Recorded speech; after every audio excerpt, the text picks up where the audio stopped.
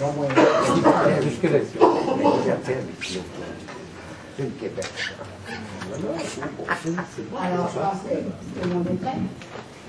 bonsoir à tous et à toutes. Bienvenue à cette soirée organisée par les IPSO.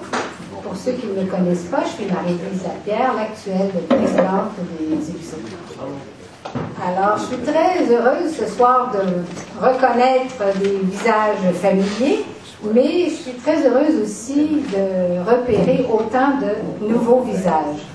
Je pense que c'est un signe que le thème, la gouvernance souverainiste de l'État et l'accession du Québec à la souveraineté, est un thème qui est pertinent et qui est même urgent compte tenu du contexte actuel au Québec.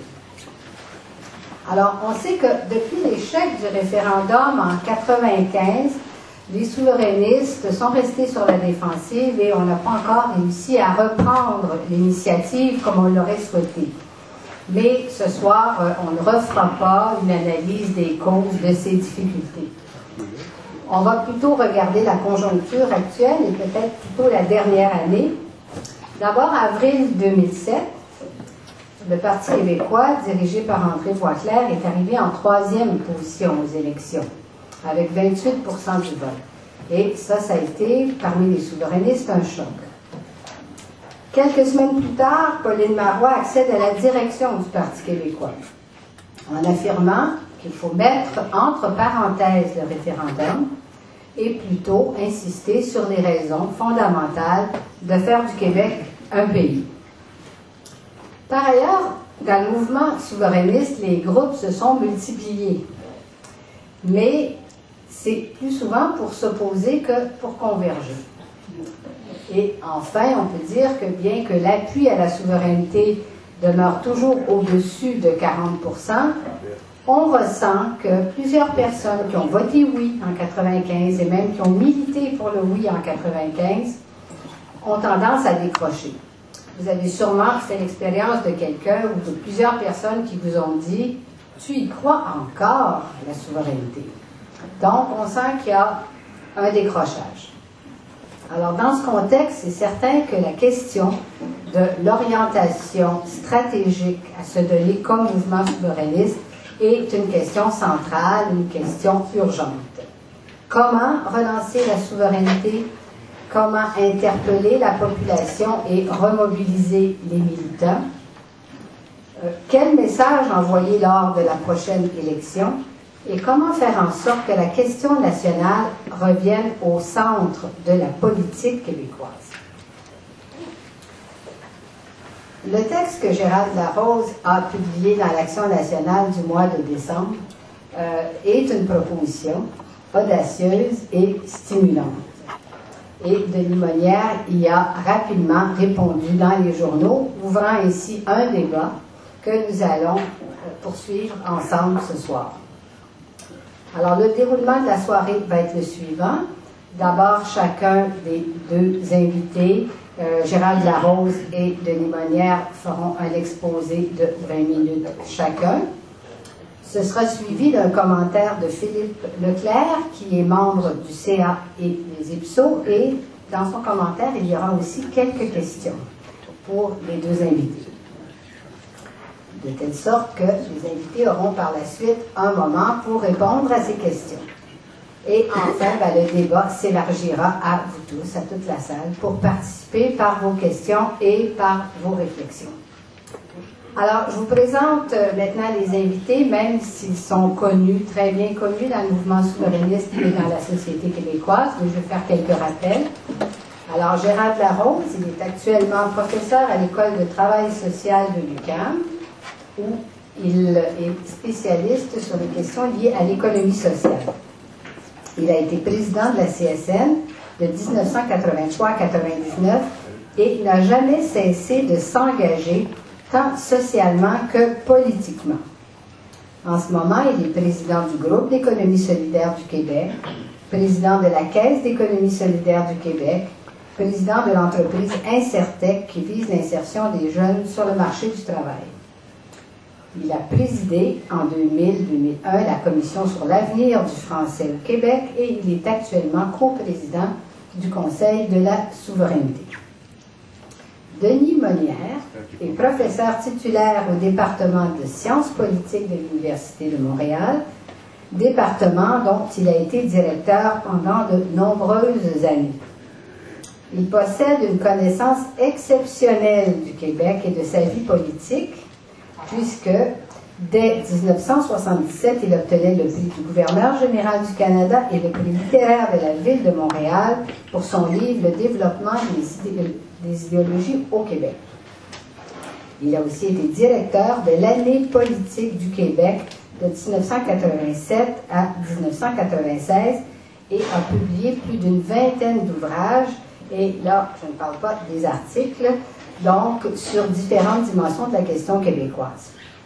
Il est actuellement président de la Ligue d'Action nationale, reliée à la revue L'Action nationale, qui fêtait en 2007 ses 90 ans. Philippe Leclerc est étudiant en sciences politiques. Il termine son mémoire de maîtrise sur l'évolution de la politique de soutien à domicile et la place qui occupe l'économie sociale. Dans le cadre de la dernière campagne électorale, c'était lui le citoyen Leclerc. Je ne sais pas s'il y en a qui fréquentaient le site du Parti québécois, mais il intervenait chaque jour sur ce site. Alors, voilà le citoyen Leclerc. Et il est membre du conseil d'administration des IPSO et secrétaire aussi de l'exécutif. Alors, enfin, je vais donner la parole à nos invités, en commençant par Gérald Larose. Alors, merci beaucoup.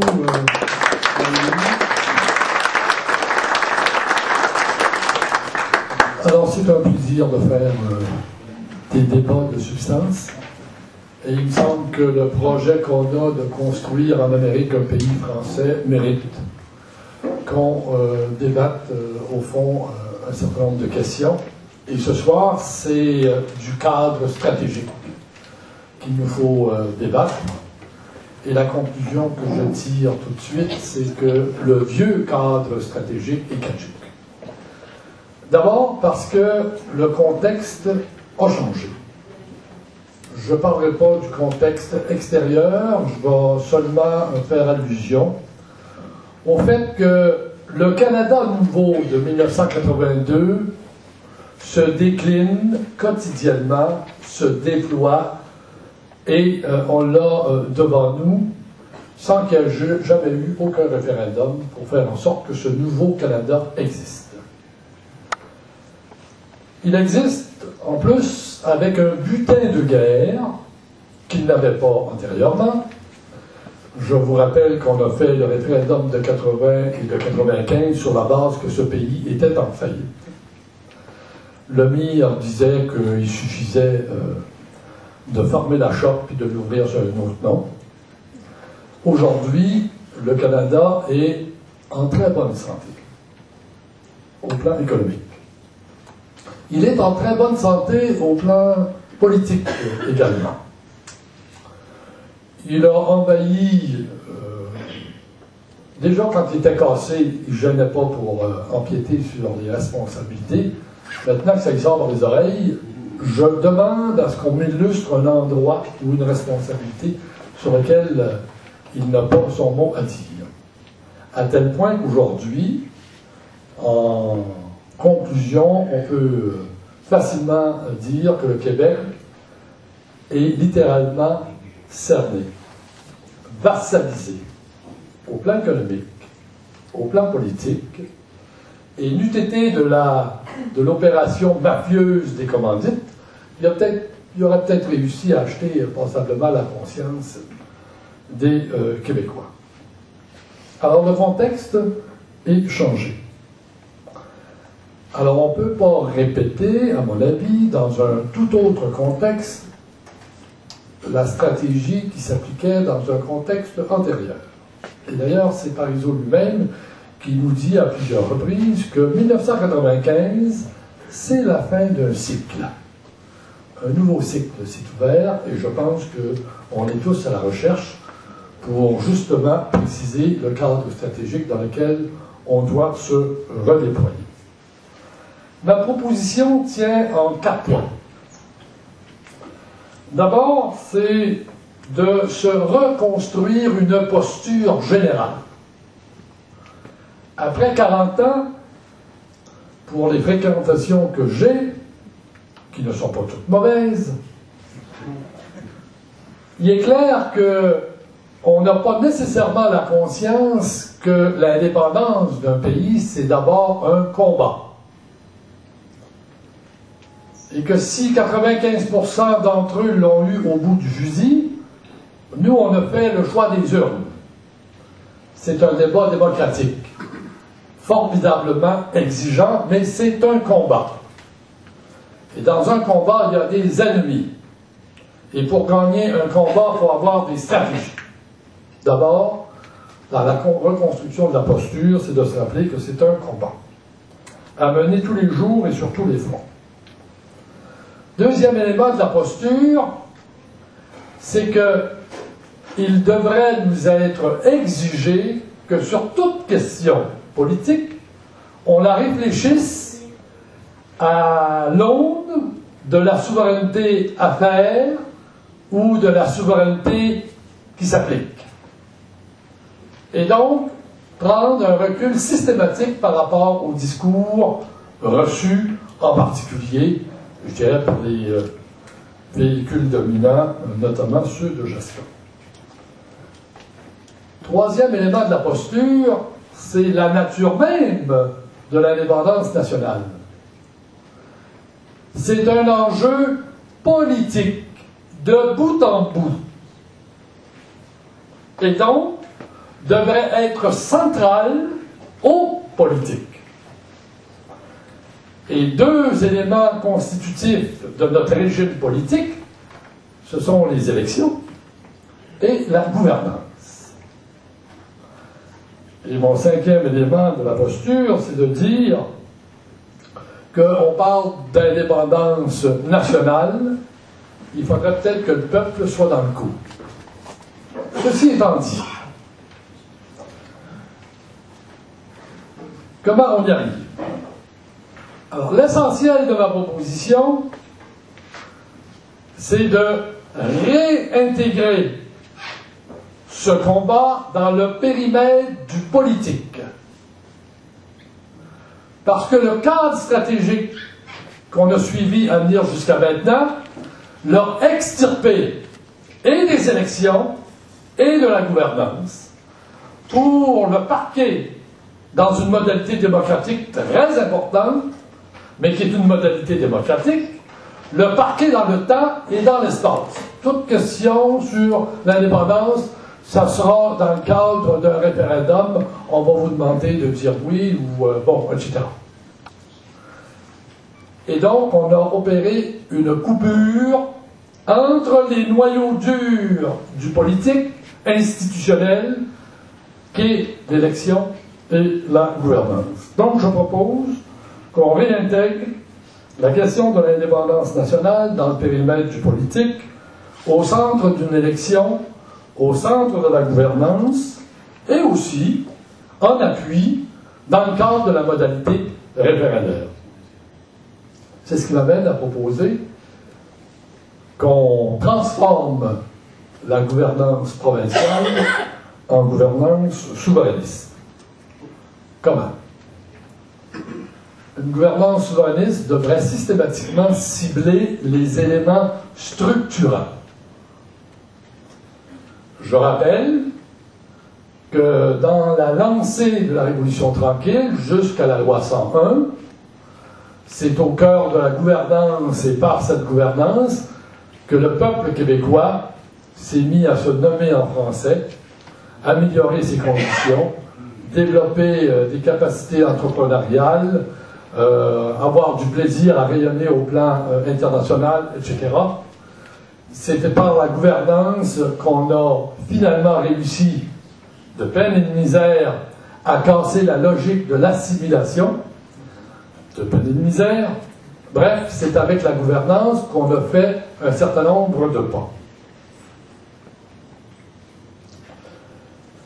Alors, je disais d'abord en ciblant le structurant. Deuxièmement, en mettant dans la balance le plein poids politique de la gouvernance. Je l'ai dit un petit peu en introduction. On n'a plus à se faire gosser à savoir si on va mettre des fonds publics. Ça n'a rien à voir. Le Conseil de la Fédération est réuni. Est-ce qu'il y en a qui posent des questions sur les fonds publics? Harper nous envoie en guerre. Est-ce qu'il y en a qui posent? Oui, on pose une couple de questions sur ce que ça va coûter, mais c'est pas parce que... Alors, la gouvernance, c'est pas une question de fonds publics. La gouvernance, c'est une question politique. Troisième élément, c'est de prendre l'initiative, de la maintenir et de la conserver. Quatrième élément, nommer les adversaires. Cinquième, ne pas hésiter de faire appel au peuple quand c'est nécessaire pour asseoir un élément de la gouvernance souverainiste. Mon sixième élément, c'est de se servir des référendums non comme une fin, mais comme un moyen. Et mon dernier élément structurant, c'est que l'élection doit se faire sur une base claire. On sera élu pour ceux qui se présentent pour bâtir concrètement les fondamentaux de la souveraineté du Québec. Ceci étant les axes stratégiques, quel est le plan de match? Et c'est les éléments de programme. Je voudrais d'abord insister pour dire qu'il faut absolument que ce plan de match soit crédible. Et le mot « geste de la souveraineté » me paraît léger. Ce ne sont pas des gestes, ce sont des fondamentaux sur lesquels on va construire, morceau par morceau, la souveraineté du Québec. Alors, quel est ce plan de match? Avant le plan, il faut d'abord une organisation. Et personnellement, je ne suis pas pour un ministre ou une ministre de la souveraineté, je suis pour une cellule stratégique, branchée au comité des priorités. J'invente rien. Le fédéral est doté de ça depuis au moins 40 ans. Pour jauger toutes les décisions à l'aune du projet qu'on va construire. Le plan de match, je le disais tantôt, vise à construire concrètement la souveraineté, c'est-à-dire de prendre une série de décisions qui vont alimenter le projet, qui vont l'enraciner dans les débats, qui vont lui donner un véritable sens, et à partir desquels on va pouvoir accumuler expérience et acquis. Autrement dit, on ne discutera pas de la souveraineté, on va y donner des visages concrets. Premier élément, oui, une constitution. On nous dit que si on vote oui, ça va être le trou noir, on ne sait plus ça va être quoi les institutions, etc. On va se doter d'une institution nous garantissant la continuité des institutions. Deuxième élément, oui, une citoyenneté québécoise. C'est un geste fort, faisant en sorte que tous les individus du Québec constituent la nation du Québec, et que ceux qui vont s'ajouter aux conditions qu'on va fixer. Troisième élément, que soit déclaré laïque l'espace de l'État. Je pense que ce débat est en cours. Je ne connais pas la teneur des rapports, mais à mon avis, on devrait en profiter de ce brassage pour s'assurer que le périmètre de l'État est sans avis religieux. Quatrième élément, qu'on reprenne le combat pour que le français soit la langue de l'État du Québec. Avec deux conséquences. qu'aucun geste de l'État, aucun jugement n'est valide s'il n'est pas en français. Il peut être traduit, ça ne pose aucun problème. Mais ce qui fait foi, c'est le caractère français de ces gestes, mais plus grand encore que toutes les personnalités morales du Québec, entreprises, associations, communiquent en français avec l'État du Québec. Je propose aussi qu'on en profite pour inscrire dans la Constitution le droit à l'apprentissage du français et en même temps qu'une grande opération de francisation des lieux de travail soit complétée. Autre élément, personnellement, j'en profiterai pour consolider l'autonomie des nations autochtones. Et j'irai même m'asseoir avec elles aux Nations Unies contre le Canada pour reconnaître l'autonomie des nations autochtones. Soit dit en passant, il n'y a pas d'avenir pour ces nations-là si elles ne se prennent pas en main. Autre élément, constitution de l'assurance-emploi du Québec. Il y a 450 000 salariés de l'État du Québec, pas souvent en chômage. On devrait construire notre assurance-emploi avec l'État qui est lui-même employeur, donc il envoie ses cotisations dans la Caisse du Québec. Ça va faire un débat, je suis convaincu. Mais c'est un combat. Je prétends qu'on a tout l'espace pour construire cet instrument extrêmement important, et surtout que rapidement il va se ramasser de l'argent là-dedans, puisqu'il va avoir plus de revenus que de sorties. Autre élément, nationalisation de l'eau, qui est un enjeu de très grande actualité. Les eaux sont de juridiction fédérale, disent-ils. Je prétends qu'on est en mesure de nationaliser cette ressource. Etc., etc.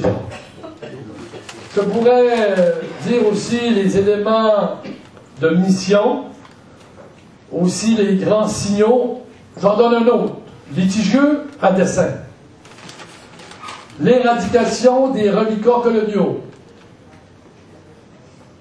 Il y a un lieutenant-gouverneur chez nous. Ma proposition est toute simple, on le met dans le garde-robe. S'ils veulent le payer, ils le payent.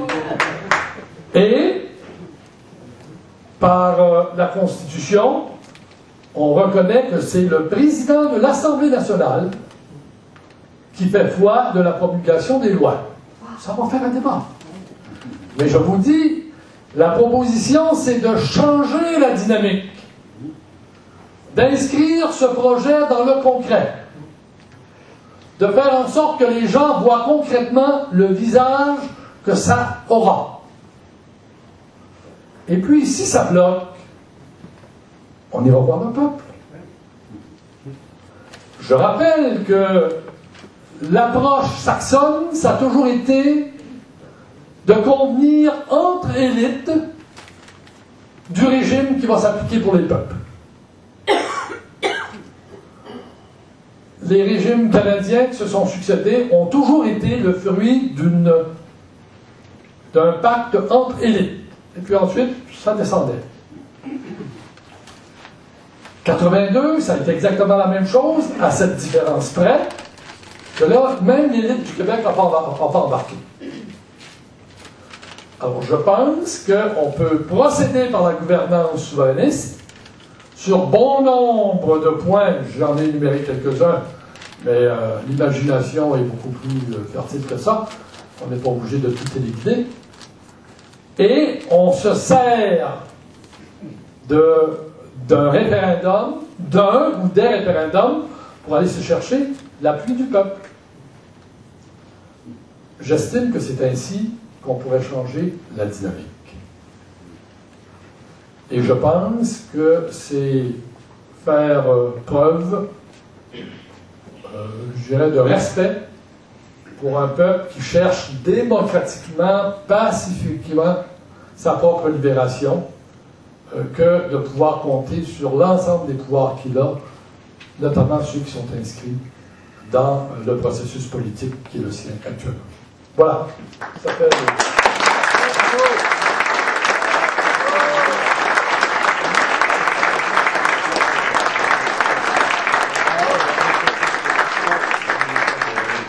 Alors, merci, M. Laron. Je suis certaine que vous aurez des questions à poser, des réflexions à partager. Alors maintenant, c'est au tour de M.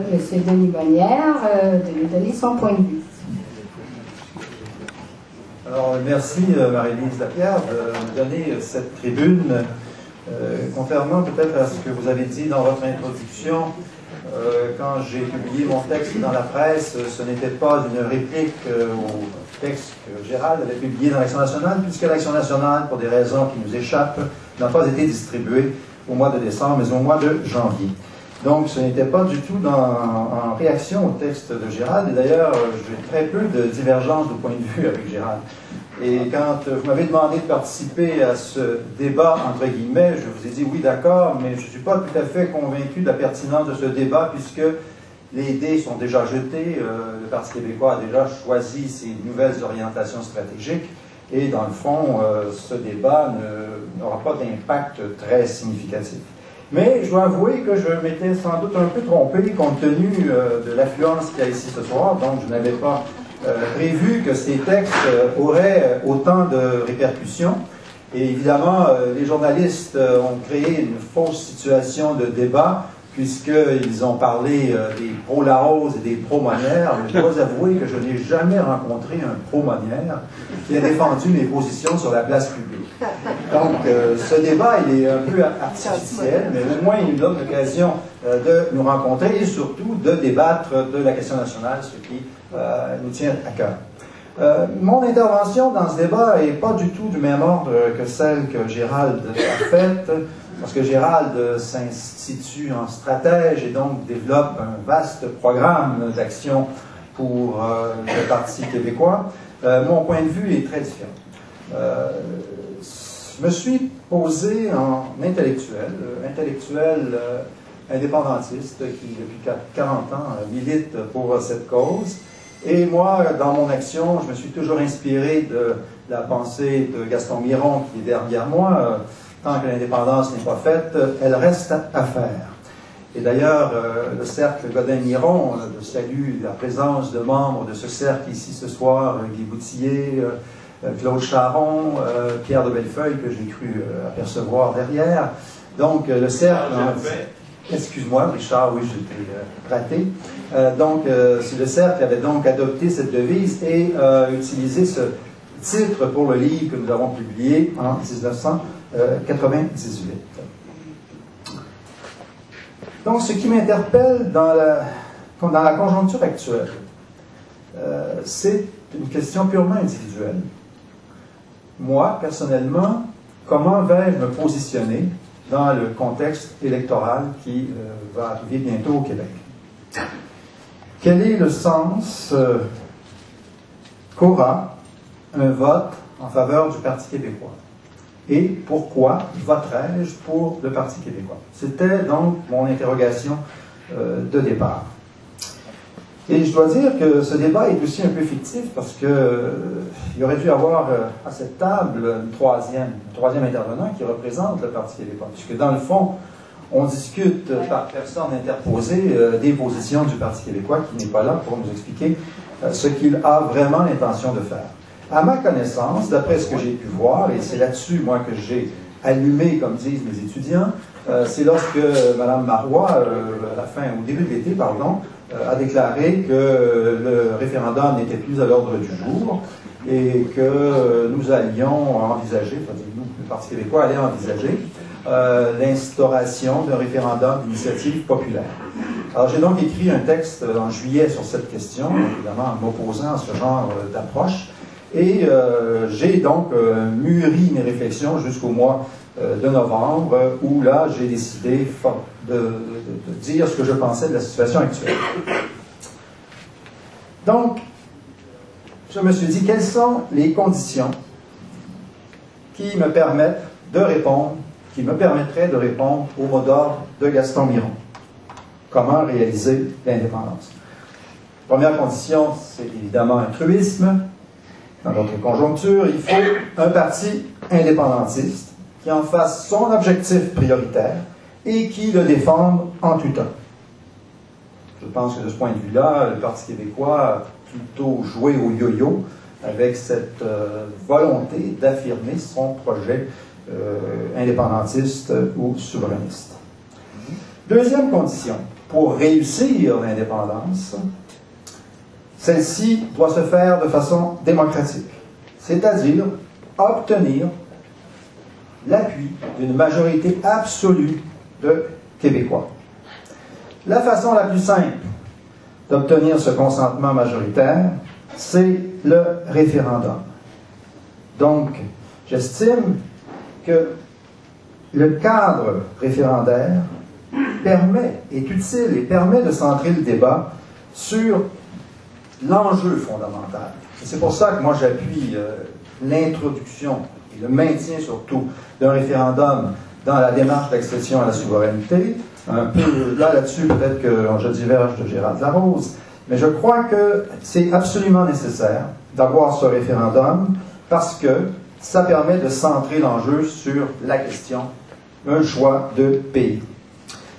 L'autre raison fondamentale pourquoi j'estime qu'on ne peut pas procéder sans référendum, c'est parce que la règle de la majorité absolue garantit la stabilité politique nécessaire à la reconnaissance internationale. On ne peut faire l'indépendance par la voie électorale, parce qu'une élection a pour effet de disperser les enjeux, de sorte que le choix des électeurs répond à des motivations très diverses. La voie électorale pour amorcer la souveraineté conduirait, je dis bien amorcer la souveraineté sans référendum, conduirait à la contestation par la majorité, à la désobéissance civile et à une situation chaotique qui minerait les chances de réussite du nouvel État qui proclamerait l'indépendance sans le consentement de ses citoyens. Personnellement, moi, je me sens très à l'aise avec le programme actuel du Parti québécois. Je ne veux pas le changer. Je suis vieux jeu, traditionnel. C'est un acquis de notre démocratie parce que ce programme, jusqu'à présent, permet, en tout cas oblige la tenue d'un référendum avant de passer à la souveraineté. Donc, c'est une divergence que j'ai, je pense, avec Gérald sur ce plan. L'autre divergence ne porte pas tellement sur les propositions de Gérald, même si sa notion de geste de souveraineté est à certains égards ambiguë, parce que dans le fond, ces gestes de souveraineté, dans la plupart des cas, ce sont des gestes d'autonomie, ce sont des gestes d'affirmation nationale dans le cadre légal canadien. En tout cas, si ce n'est pas dans la pensée de Gérald, c'est du moins dans la pensée de Mme Marois, qui l'a dit très clairement, il n'y aura pas de geste de souveraineté en dehors de la légalité. Et la légalité veut dire dans le cadre du fédéralisme canadien. Donc moi, c'est ce qui me gêne un peu dans cette démarche, pas tellement le contenu des propositions de Gérald, mais c'est qu'on joue encore une fois sur des mots. On entretient de la confusion, de l'ambiguïté, parce que on fait comme si la souveraineté, ça pouvait se réaliser morceau par morceau, sans que les Québécois aient véritablement pris une décision majoritairement. Alors, ça m'amène à penser que le Parti québécois, qui va dans la direction indiquée par Mme Marois, est en train de nous concocter un virage qui aura pour effet de proposer une gouverne, mais qui sera une gouverne provincialiste, avec, bien sûr, une affirmation identitaire québécoise, une affirmation linguistique française, avec des projets qui seront porteurs sur le plan économique, j'en conviens. Moi, j'adhère à cette idée d'une caisse d'assurance-emploi québécoise, il n'y a pas de problème avec ça. Sauf que je résiste à cette idée de faire passer ces politiques gouvernementales adoptées dans un cadre canadien comme étant des gestes de souveraineté. Je pense que ça ne fera que délégitimer le projet d'indépendance du Québec. Donc, pour conclure très rapidement, je pense que l'essentiel, c'est de maintenir, avec tout ce que Gérald a proposé, mais c'est de maintenir le référendum dans le cadre stratégique. Évidemment, moi, j'ai adopté une approche un peu différente de ce qui existe actuellement dans le programme. Effectivement, Gérald a raison de souligner qu'il faut sans doute un peu modifier l'approche parce que la situation a changé, la conjoncture a changé. La conjoncture a changé en ce sens où, actuellement, on a une concurrence entre trois partis, ce qui rend l'élection d'un parti et l'exercice d'une gouverne très difficile parce que le soutien dépassera difficilement 40%, en tout cas, ce qu'on peut imaginer à court terme. C'est assez difficile d'envisager un parti qui va gouverner le Québec avec plus que 40% des votes. Alors, dans ce contexte-là, ça me pose des problèmes pour une vision démocratique du changement, qu'on veuille adopter des gestes de souveraineté qui seront sans doute fortement contestés, non seulement par nos adversaires, mais par beaucoup de citoyens qui ne voudront pas se laisser embarquer dans une stratégie aussi contraignante. Alors, comment régler ce problème? C'est vrai que le Parti québécois, s'il était élu avec 40% à la prochaine élection, avec le programme actuel, il serait embêté, puisqu'il devrait organiser un référendum dans les meilleurs délais. C'est pas possible. On veut pas, personne ne veut revivre l'expérience de 1980, où c'est ce qui s'était produit. Alors, j'ai imaginé une solution qui vaut ce qu'elle vaut. Je ne prétends pas que ce soit le coup de génie du siècle, mais je me suis dit, adoptons un seuil plancher à partir duquel le Parti québécois, une fois élu, déclenchera un processus référendaire. J'ai fixé ce seuil plancher à 45%, en m'inspirant de l'expérience historique de 1994, où le Parti québécois avait obtenu 94 quelques décimales, 44% et quelques décimales, et donc M. Parizeau avait déclenché le processus référendaire dans des délais très courts, et il l'avait presque emporté. Qu'est-ce que ça permet, le 45%? Ça permet de mobiliser le maximum de soutien des souverainistes vers le Parti québécois. Ça permet d'organiser un référendum dans des conditions qui seront gagnantes. Parce que si on réussit à obtenir 45% des électeurs, il est fort probable que 50% on réussira à le franchir aisément. Évidemment, ne pas l'atteindre de 45%, ça signifie qu'il n'y aura pas de référendum. C'est sûr. Il faut être précis là-dessus. On ne peut pas jouer avec ça. Mais, ceci dit, la situation ne sera pas très différente si le Parti québécois est élu avec 40, 41, 42, 43% à la prochaine élection. Un Parti québécois qui sera élu, même s'il ne peut pas réaliser le référendum parce qu'il n'a pas atteint le seuil plancher de 45%, pourra mettre en œuvre tout le programme adopté par ses militants, incluant toutes les mesures que Gérald propose et qui seront peut-être adoptées aussi par les militants du Parti québécois, mais ça, pour l'instant, on n'en sait rien. Donc, ce n'est pas du tout incompatible, nos positions. Moi, je pense qu'il faut garder le référendum avec ce seuil plancher dans le plan de match, dans le plan de cadre stratégique de l'avenir, parce que c'est une des façons d'éviter la dispersion des votes souverainistes. Et c'est aussi la seule façon, le référendum devient en quelque sorte la motivation, la preuve que le Parti québécois est décidé à réaliser la souveraineté. Ce qui l'empêche de la réaliser, c'est essentiellement le soutien des électeurs québécois. Si on franchit le seuil de 45%, on pourra à ce moment-là aborder le processus référendaire. Enfin, moi, ce qui m'a, disons, surtout inquiété dans la démarche que propose le Parti québécois, c'est que j'estime qu'un parti qui n'ose pas prendre le risque de défendre son option devant les électeurs ne peut pas inspirer confiance. En tout cas, il ne peut pas inspirer ma confiance. Merci.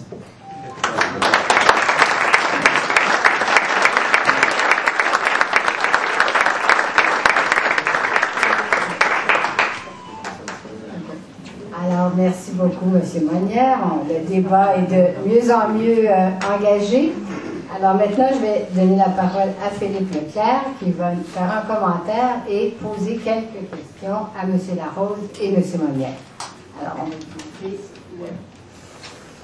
Oui, je me sens moins à l'aise un peu que j'ai moins d'expérience dans la cravate que ces deux messieurs, alors je suis tenté d'être le moins possible axé sur ma feuille, mais de vous livrer mon commentaire ainsi que des questions pour ces deux invités de distinction. Alors, merci beaucoup de m'avoir invité, c'est un honneur. Je trouve particulièrement à propos d'avoir invité messieurs Larose et Monnière que je vois pour ma part non pas comme des antagonistes, mais bien parce que bon, ce sont deux importants penseurs dévoués à l'avancement du pays. Mais je vois en ces deux messieurs deux personnes qui se complètent. Et parce qu'à mon sens, l'un articule ses propos en aval et l'autre articule ses propos en amont de la souveraineté. En amont de la souveraineté, c'est-à-dire en cycle ascendant de son indépendance nationale, il y a l'idée de la gouvernance souverainiste qu'a développée localement M. Larose et qui nous a livré ce soir quelques bribes. J'aurai la chance de revenir sur cet important concept qu'il ne faut pas cependant avoir peur d'appeler une étape avant la pleine indépendance du peuple québécois et ses institutions sur son territoire. Le moment de l'aval, ou disons le moment où on est au fait de la montagne, où on est au moment le plus haut, s'inscrit dans l'idée de M. Monnière de mettre de l'avant le référendum comme moyen politique d'un gouvernement du Parti québécois pour que, justement, s'engage le Québec-pays et non pas le Québec-province, dont l'objectif, pour reprendre les propos qu'a tenus M. Monnière dans la presse du 21 décembre, et je cite, pour les 5 prochaines années, sera de promouvoir la culture et l'identité québécoise et non pas le changement de statut politique. Fin de la citation. Alors, je me permets rapidement 3 commentaires, 3 questions. D'abord, sur la gouvernance souverainiste. M. Larose, votre texte publié dans l'Action nationale, de même que les idées sur la gouvernance souverainiste que vous avez livrées ce soir, sont empreintes, du moins c'est ce que je crois, d'un pragmatisme non seulement nécessaire, mais surtout positif. On ne peut pas vous accuser de ne pas exemplifier ces gestes, ces fondamentaux tels que vous avez dit aujourd'hui. Vos illustrations d'un Québec sous une gouvernance souverainiste sont riches, inspirantes et porteuses. Enfin, il y a d'excellentes idées. Mais on doit convenir avec les critiques que ces gestes sont plus du ressort de l'affirmation nationale, tant il est vrai qu'un Québec-province, prenant du galon côté affirmation, n'équivaut pas à un Québec-pays tout court. Au-delà de la critique, il y a cependant là, et ça pour moi c'est un apport essentiel à notre débat ce soir, il y a cependant là un nouvel alignement pragmatique du Parti québécois, c'est-à-dire de grands signaux dans la gouvernance de l'État, de l'action du gouvernement du jour. Cependant, à la lecture de votre texte et ce soir, ce que vous avez livré, j'ai senti aussi que vous vouliez laisser place à une gouvernance souverainiste en dehors de l'État, mais c'est limité dans votre texte au soutien aux médias alternatifs et au Conseil de la souveraineté comme organisme en interface avec l'État sur les questions de la souveraineté.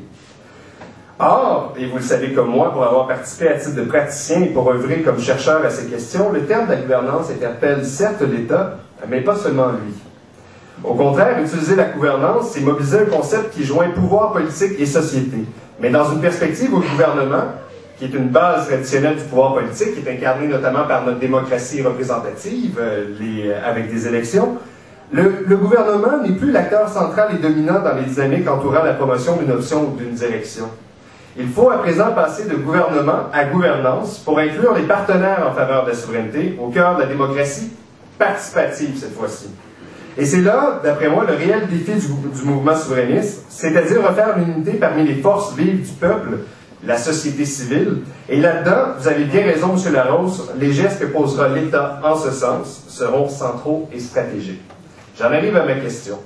Mais soit dit en passant, de clarifier le concept aurait comme avantage d'améliorer la portée de votre proposition, quant à moi, et d'une gouvernance souverainiste, et de pouvoir réfléchir aussi sur la part des forces vives et de la société civile.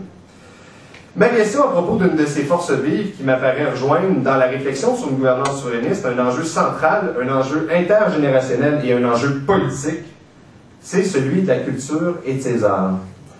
Je m'étonne de voir le peu de mobilisation des artistes s'affichant, mais surtout s'affirmant pour la souveraineté du pays. Sachant que la culture s'inscrit au cœur de notre combat national, ma question, M. Larose, comment vous entrevoyez dans la gouvernance souverainiste cette question des artistes en tout genre mobilisés pour la souveraineté? Deuxième point. Je me suis posé la question, est-ce que dans le texte, on est en train de congédier le référendisme ou le référendum? En fait, je dois avouer que votre idée, M. Larose, de congédier le référendisme tel que vous l'avez écrit dans l'Action nationale m'a quelque peu dérangé. Moi aussi, tant il est vrai que le référendum est toujours le moyen, premièrement du peuple, car c'est par l'exercice de la souveraineté et celle du peuple que le Québec est fondé dans son droit d'être reconnu comme pays. Ça, M. Monnière l'a reconnu. Et il a d'ailleurs dit que c'était, et c'était mon deuxième point, le référendum, c'est également internationalement reconnu et constitue un moyen équitable de régler démocratiquement une question aussi essentielle.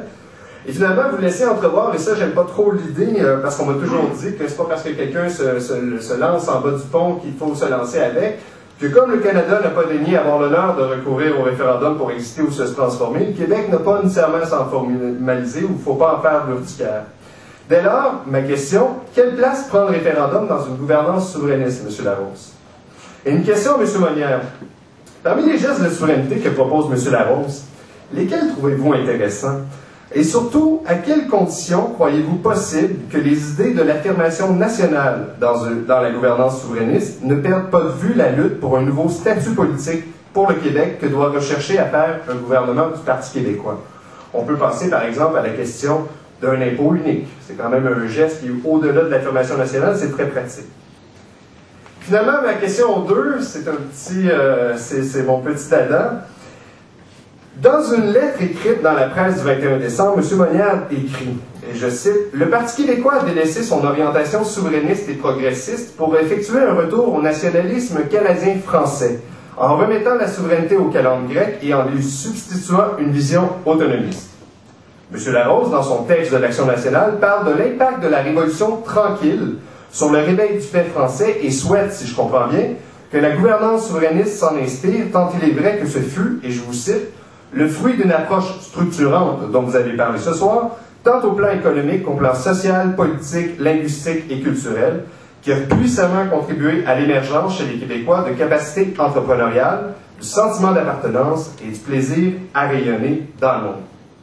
Alors mon constat face à vos citations, c'est que tous les deux vous proposez un certain modèle progressiste, un modèle social-démocrate de la souveraineté. Ma question. Dernièrement, parmi les rangs de la famille souverainiste, un nouveau discours émerge. D'une part, faisant appel à un retour au nationalisme canadien-français, à l'histoire, l'identité et la symbolique canadienne-française. Et d'autre part, cet autre discours émerge en remettant en cause les acquis de la Révolution tranquille, se disant ouvertement inscrit dans cette remise en cause d'un courant qui s'inspire du conservatisme social. Les deux faces de ce nouveau discours ne sont pas nécessairement toujours liées, mais s'attirent fortement et s'inscrivent plus à droite dans notre échiquier politique. Dès lors, vont-elles à l'encontre de l'indépendance nationale qu'appelle M. Monnière et de la gouvernance souverainiste que propose M. Larose? Merci.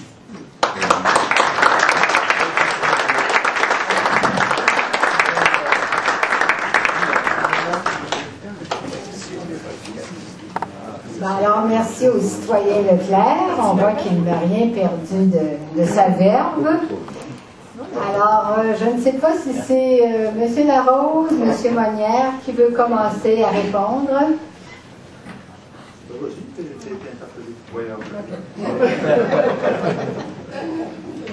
En fait, il y a plusieurs questions. Là. Je ne voudrais pas prendre trop de temps parce que ce qui est intéressant, c'est le débat qu'on va pouvoir avoir. Peut-être des précisions. D'abord, je voudrais rappeler que le statut de la modalité référendaire est consultatif. Dans nos institutions, c'est une modalité secondaire qu'on a absolutisée, nous. Et je voudrais rappeler que des pays qui se sont séparés sans référendum, et bien récemment, la Tchéquie et la Slovaquie ont élu deux partis qui, bon, ont dit on serait peut-être mieux de séparer les pays. Ça s'est fait sans référendum. Et je trouve un peu, disons, difficile qu'on adule cette modalité quand on sait que nos ennemis ne s'engagent à respecter ni la règle ni le résultat. Alors, je trouve qu'on s'en vient pas mal épais ces épaules, là.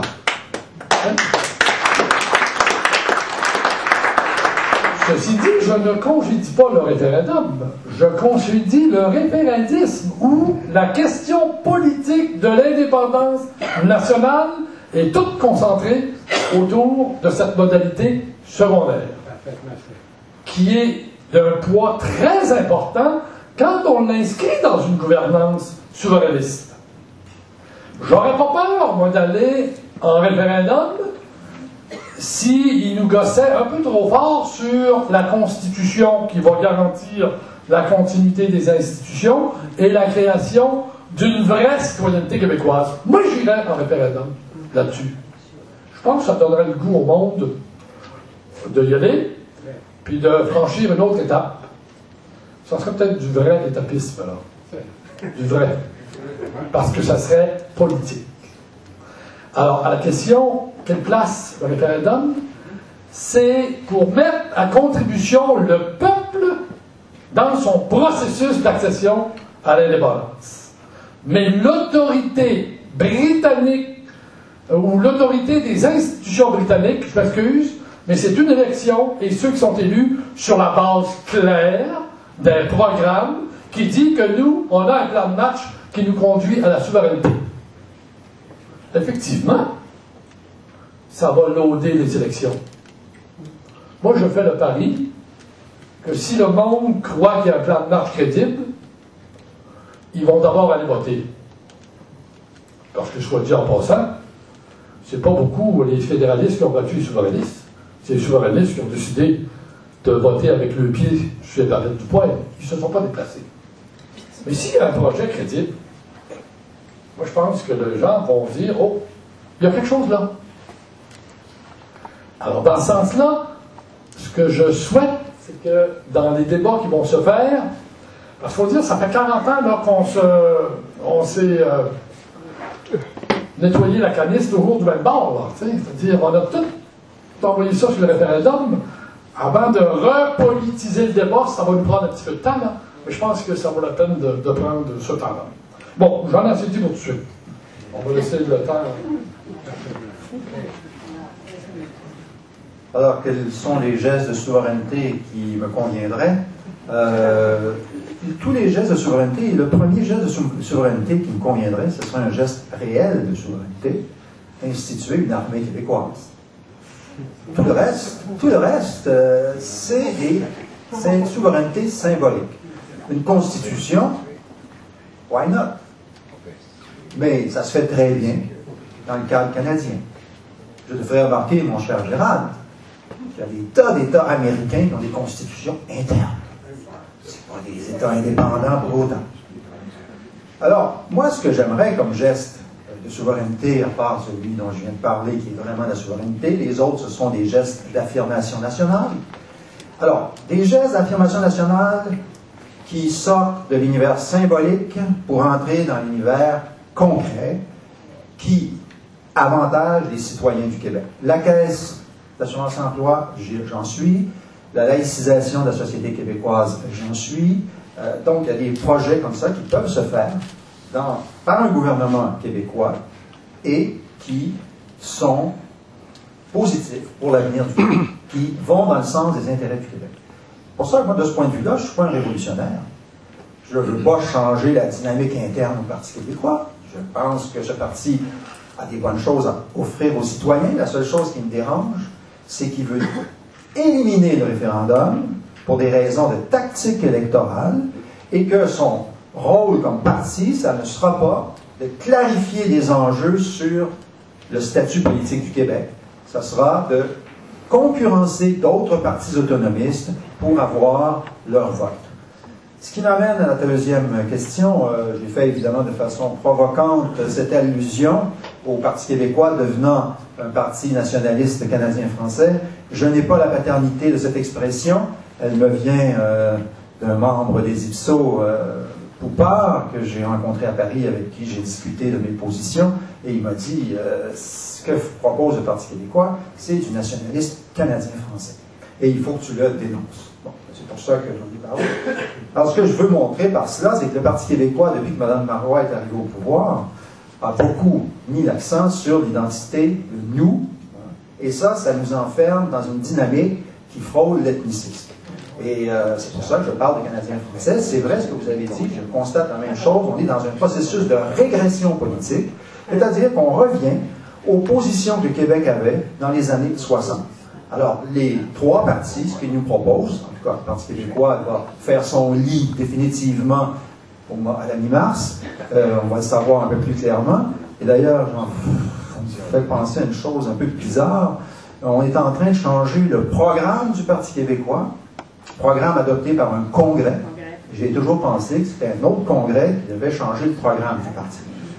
Alors là, je suis un peu inquiet de la démocratie interne au Parti québécois.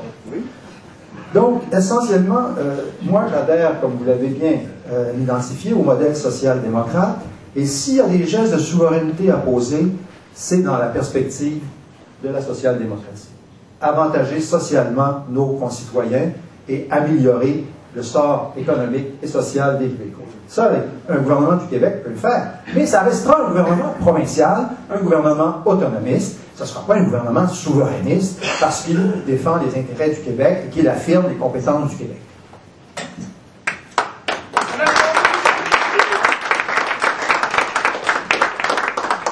Alors, le débat est bel et bien commencé. C'est un débat substantiel.